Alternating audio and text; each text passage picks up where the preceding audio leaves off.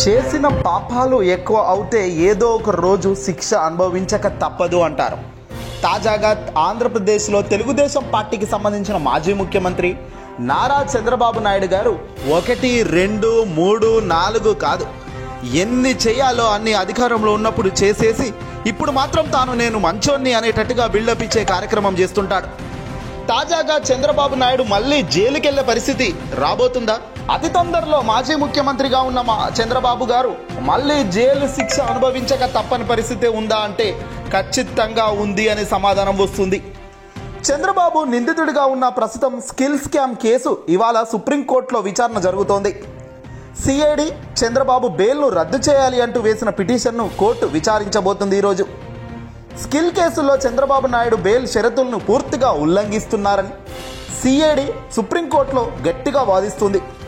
ఇప్పటికే బెయిల్ షరతులు చాలా వరకు ఉల్లంఘించారని చంద్రబాబుకు సుప్రీంకోర్టు వార్నింగ్ సైతం ఇచ్చిన విషయం మనందరికీ తెలిసిందే. ఏదానీ లెక్క చేయడం లేదు.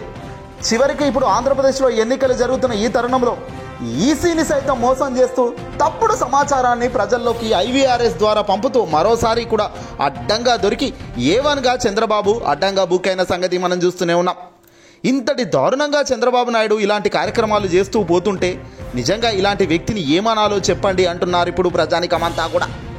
చంద్రబాబు నాయుడు మొదటి నుంచి అబద్ధాలు చెబుతాడు. అబద్ధాలను పూర్తిగా వల్లించడంలో తన పాత్ర చాలా పెద్దది. మరి ఇలా అబద్ధాలు చెప్పే మనిషిని రాజకీయ నాయకుడిగా ఎన్నుకుందామా? నిజాలు చెప్పే నీతివంతుడైన నాయకుడిని ఎన్నుకునే ప్రయత్నం చేద్దామా? ఆలోచించండి. సుప్రీంకోర్టు ధర్మాసనం కనుక చంద్రబాబుకున్న బెయిల్ను రద్దు చేస్తే హుటాహుటిన చంద్రబాబు తట్టాబుట్టా చదువుకొని మళ్ళీ రాజమండ్రి సెంట్రల్ జైలుకు వెళ్ళక తప్పని పరిస్థితి. నిజంగా అదే జరిగితే మరోసారి ప్రకంపనలే. జగన్ ఏదో కావాలని చేస్తున్నాడు, జగన్ వల్లే ఇదంతా అని అందరూ అనుకుంటున్నారేమో, కానీ కానే కాదు. ఇప్పుడు ఏకంగా కేంద్రం కూడా కూటమి కూడా చంద్రబాబు వైపే ఉంది అనేదంలో చాలా సంకేతాలు ఆంధ్ర రాష్ట్రంలో కనబడుతున్నాయి. వాళ్ళకి నచ్చిన ఆఫీసర్లను మార్చుకోవడం అయితేనేమి, వాళ్ళకి నచ్చిన వ్యక్తులను పెట్టుకోవడంలోనైతేనేమి వాళ్ళంతా క్రియాశీలక యాక్టివిటీస్లో పాల్గొంటున్న నేపథ్యంలో తాజాగా దీనిపై జగన్ కూడా నేరుగా స్పందించడం జరిగింది. ఇవన్నీ చూస్తుంటే రాష్ట్రంలో ఎన్నికలు ఏ మేలు జరుగుతాయో అన్నది భయంగా ఉందన్నట్టుగా కూడా తన ప్రకటన జరిగింది.